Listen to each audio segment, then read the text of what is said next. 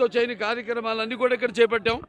ఈ నియోజకవర్గంలో ప్రతి పంచాయతీలు కలవట్లు అయితేనేమి, రోడ్లు అయితేనేమి, వాళ్ళు మేము చేస్తున్న ఈ అభివృద్ధి కార్యక్రమాలు ప్రతిపక్షాలు ఉంటూ కూడా కొన్ని వాటికి అడ్డు పడుతున్నారు. అలాగే మా అభివృద్ధి కార్యక్రమాలు కూడా స్పందించి ఇవాళ పరశురాం కౌన్సిలర్ గారు 20వ వార్డు కౌన్సిలర్ ఆయన మా పార్టీలో ఈరోజు చేరడం జరిగింది. ఆయన సాధారణంగా ఆహ్వానిస్తున్నాం. అలాగే అభివృద్ధి కోసం పాటుపడే ఎవరైనా సరే ముందుకు రావాల్సిందిగా ఈ యొక్క ప్రజల ఎవరైతే మీకోసం మిమ్మల్ని ఎన్నుకున్నారో ఒక అభివృద్ధి కోసం అయితేనేమి, సంక్షేమ కార్యక్రమాల కోసం అయితేనేమి, వాటికి మీరు కూడా స్పందించి ముందుకు రావాల్సిందిగా, ఇందులో భాగం కావాల్సిందిగా కోరుకుంటున్నాను. అలాగే నాయకులు బాపిరెడ్డి గారు అయితేనేమి అందరూ కూడా ఇవాళ ఈ పార్టీలో చేరడం జరిగింది. మా వాళ్ళంతా రక్షణగా ఉంటారు. మా వాళ్ళంతా అదే నేను ఆయనకి అభయస్థం ఇచ్చాం. మేమంతా కూడా తెలుగుదేశం పార్టీ కార్యకర్తలు అయితేనేమి, నాయకులు అయితే మేము ఆయనకి అభయస్థం ఇచ్చాం. తప్పకుండా మిమ్మల్ని కంటికి రెప్పలా కాపాడుకుంటామని, ప్రజలను ఎలా అయితే కాపాడుకుంటున్నామో అలాగే ప్రజాప్రతినిధులను కూడా వాళ్ళు కాపాడుకోవాల్సిన మంచి పనుల కోసం సహకరిస్తున్న, చేయి కలుపుతున్న ప్రతినిధులను కూడా వాళ్ళు బెదిరించి ఈ ఒక్క విషయంలోనే కాదు, అన్నీ ఇప్పుడు ఇసుక లేకపోతే ల్యాండ్ మాఫియా అయితేనేమి ఇలా చూస్తున్న విచ్చలవిడిగా ఎక్కడ పడితే అక్కడ ఇష్టం వచ్చినట్టు వాళ్ళు దవ్వుకుపోతున్నారు. అలాగే కబ్జాలు చేస్తున్నారు భూములను కూడా. వీటిలన్నిటికీ మా వాళ్ళు అడ్డు పడుతున్నారు.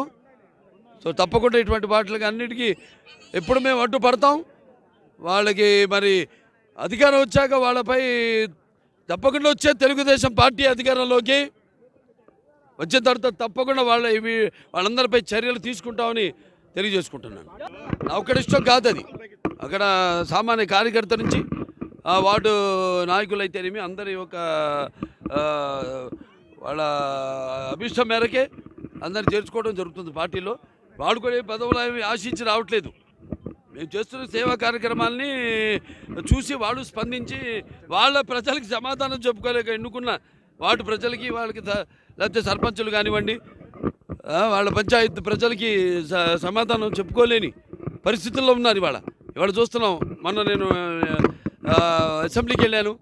సర్పంచులంతా కూడా వచ్చి చలో ముట్టడిద్దామని వచ్చారు. వాళ్ళ మీద ఎంతో అమానుషంగా ప్రవర్తించి వాళ్ళందరినీ వాళ్ళ నిధులన్నింటి కూడా డైవర్ట్ చేసి వాళ్ళకి ఒక తట్టెడు మట్టి కూడా ఒక గోతిని పూడ్చే పాపానికి పోలేదు వాళ్ళు.